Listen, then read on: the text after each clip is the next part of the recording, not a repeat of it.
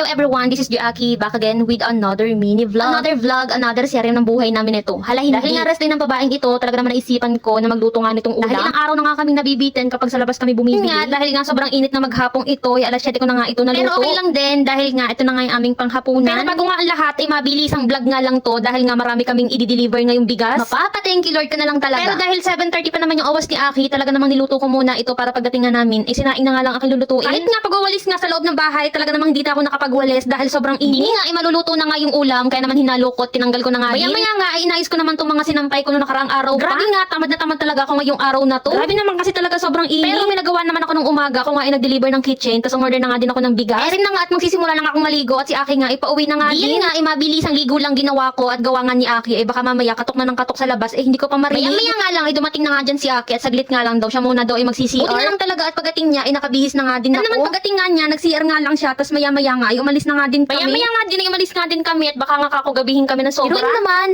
nasa ako nga ang na-sold out namin ngayong araw na to. Kaya naman talaga, thank you Lord sa lahat ng blessing na ito. Thank you din Lord sa bawat nga pagde-deliver namin dalawa, ay lagi nyo kaming ginagabayan sa daan. Alam po namin Lord na lahat ng ito ay galing nga po sa iyo. Kaya naman sobra talagang pasalamat namin sa iyo. Balik na nga tayo dahil motor lang ang dala namin, kaya naman padalwa-dalwa lang yung aming dala. Kaya naman ito nga, inuna nga namin si Sir Arjen dahil ito nga yung malapit-lapit. Dito na nga kami para nga ibaba nga yung bigas. Pagkababa nga namin ng bigas, kami nga din ay umalis na at sabi ko nga kay Sir Arjen, kami nga gagabihin at marami pa nga kami i-deliver. Tapos nga namin kay Sir Arjen, nagpunta naman kami sa bae, dito nga kay Daddy. Dito na nga pinalabas dyan si Daddy at sabi ko nga kay Aki, kami pumasok na lang. Wala naman ditong aso, kaya naman nagdara-diretso na nga kami ni Aki. Dala ko nga pala dyan yung helmet ni Aki at kako nga baka mawala sa labas. Dahil nga kami nga ay dito, ay dayo nga lang. Diyan nga, itanaw pa namin yung ilaw ni Daddy, kaya naman sabi ko kay Aki, bilisan mo, gising pa yan. Diyan nga, pagpasok nga namin sa loob, nag-bless lang kami ni Aki, tapos kami nga ay umalis na nga din. Dahil nga may kabikatan nga yung helmet ni Aki, kaya naman kinuha na nga din niya sa akin. Maya nga din, kami nga din ni Aki, umalis na nga din dahil meron pa kaming isang i-deliver. Buti naman talaga at nakapag-vlog pa ako kahit papaano dahil nga kami ni Aki, gahol na sa oras. Ayan nga, at pabalik na nga kami ng Los Baños para nga kunin yung isang sako naman. Ayan nga,